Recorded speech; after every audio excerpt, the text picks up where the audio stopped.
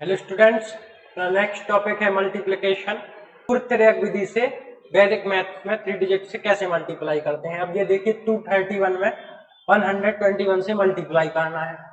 इसको 231 को A B C से, 2 को ए से, 3 को बी से, उसको सी से डिनोट कर दिया। ऐसे ही 121 को डी ई एफ से डिनोट किया। अब देखिए कैसे मल्टीप्लाई करते हैं। तो पहले इसका इसमें मल्टीप्लाई करेंगे, फिर क्रॉस मल्टीप्लाई होगा, फिर तीनों का होगा। अब ये देखिए, तो पहले फर्स्ट स्टेप में COF का मल्टीप्लाई होगा। तो COF कौन है? 1 और 1, और 1 और 1 का मल्टीप्लाई होगा तो क्या आएगा? 1 1 जा 1। ठीक है, फिर क्या होगा? BOF का मल्टीप्लाई। तो इस बी, ये बी है और एफ, 3 और 1 का मल्टीप्लाई होगा, प्लस आएगा। फिर क्या होगा? C और E का मल्टीप्लाई होगा। C और E कौन है? 1 और 2 COE है, तो 1 और 2 का मल्टीप्लाई होगा। ठीक है, यहीं पे देखेंगे 3 1 जा क्या होता है? 3 प्लस 2 1 जा 2 होता है। इनको ऐड करने पर 3 और 2 5 आएगा। ठीक है, आगे बढ़ते हैं। फिर अगले स्टेप में 1 और f का मल्टीप्लाई होगा, तो इसका 2 और 1 का मल्टीप्लाई होगा, तो 2 इंटू 1 प्लस आएगा। फिर देखिए C और D का मल्टीप्लाई होगा। C और D कौन है? ये 1 का, फिर 1 का मल्टीप्लाई होगा, 1 इंटू 1, फिर प्लस आएगा। फिर देखिए B और E का मल्टीप्लाई होगा। B और E कौन है? 3 और 2, तो 3 और 2 का मल्टीप्लाई होगा। इनको मल्टीप्लाई करते हैं। 2 1 जा 2 प्लस 1 1 जा 1 प्लस 3 2 जा 6। इनको ऐड करेंगे तो कितना आएगा? 6 और 1 7 और 2 9। ठीक है, आगे बढ़ते हैं। फिर अगले स्टेप में A और E का मल्टीप्लाई होगा। A और E कौन है? 2 और 2, 2 और 2 का मल्टीप्लाई होगा, प्लस आएगा। फिर देखिए क्या होगा? B और D का मल्टीप्लाई। B और D कौन है? 3 और 1, इनका मल्टीप्लाई होगा, 3 इंटू 1। ठीक है, 2 2 जा क्या आएगा? 4, 3 1 जा 3 होंगे, तो 3 4 और 3 क्या हो गया? 7। ठीक है, आगे बढ़ते हैं। नेक्स्ट स्टेप में A और D का मल्टीप्लाई होगा। A और D कौन है? 2 और 1 A और D है, तो 2 इंटू 1 इसका मल्टीप्लाई होगा, तो 2 इंटू 1 क्या आएगा? ठीक है, आंसर बनाते हैं। तो यहाँ देखिए 1, पहले 1 आया था, 1 आ गया। फिर यहाँ इन सब का मल्टीप्लाई करने पर 5 आया था, 5 लिख दिया। फिर उसके बाद क्या आया था?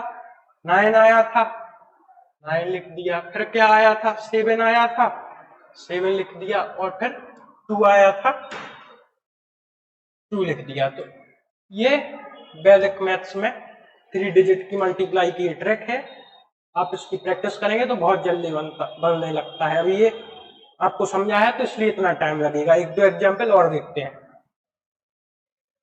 अब देखिए 121 में 312 का मल्टीप्लाई करना है। फिर वैसे ही करेंगे, इनको ABC माना, फिर वही स्टेप, C का F में मल्टीप्लाई होगा, 1 का 2 में मल्टीप्लाई होगा।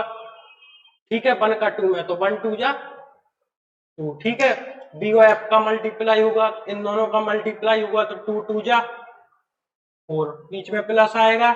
C और E का मल्टीप्लाई होगा, मतलब इन दोनों का मल्टीप्लाई होगा, तो 1 1 जा 1 आएगा। अब देखिए A और F का मल्टीप्लाई होगा, तो ये A और F, 1 और 2 का मल्टीप्लाई होगा, तो 1 2 जा 2 आएगा। फिर देखिए बीच में प्लस आएगा। अब C और D का मल्टीप्लाई होगा, तो C और D कौन है?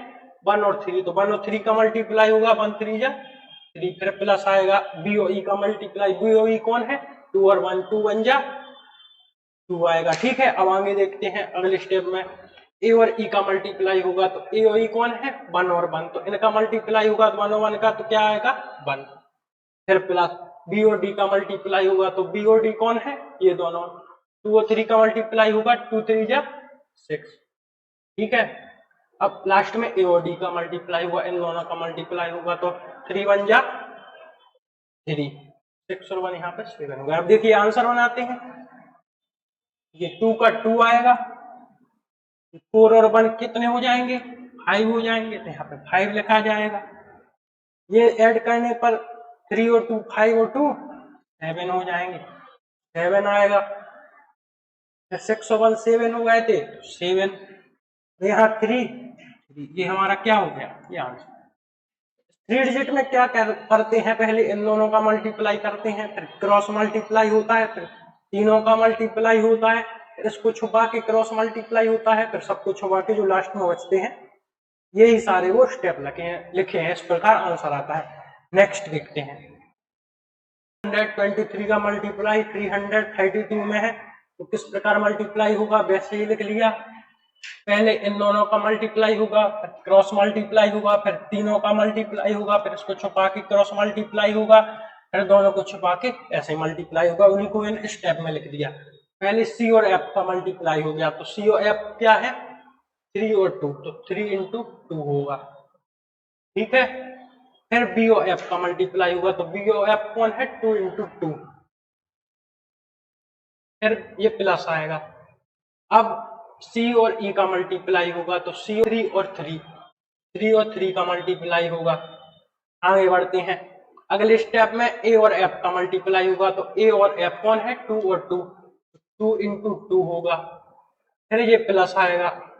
अब क्या होगा, सी इंटू डी, तो सी और डी कौन है, सी और डी 3 और 3 का मल्टीप्लाई होगा, 3 इंटू 3, फिर ये प्लस।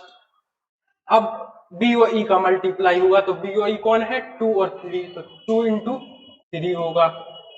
नेक्स्ट स्टेप में ए और ई का मल्टीप्लाई होगा, तो ए और ई कौन है, 2 और 3, 2 इंटू 3 होगा, फिर ये प्लस आएगा। फिर अगले स्टेप में बी इंटू डी, तो बी और डी कौन है, ये दोनों 3 और 2 और 3 का मल्टीप्लाई होगा।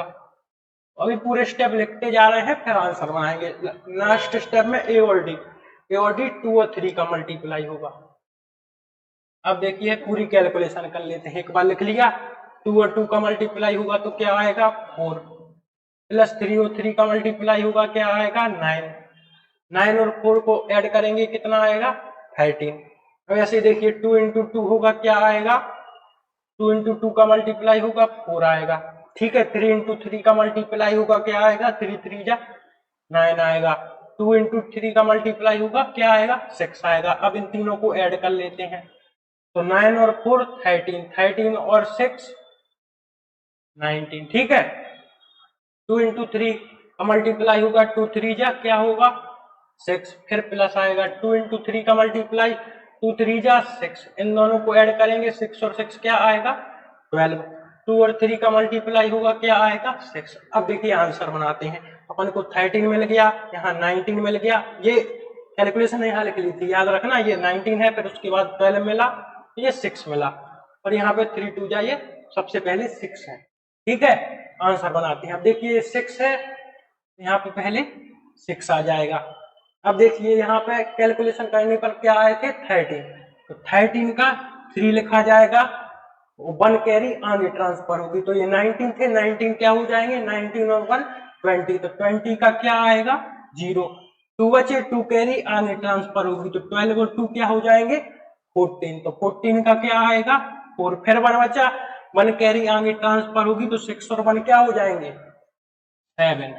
ये हमारा क्या हो गया आंसर। आगे बढ़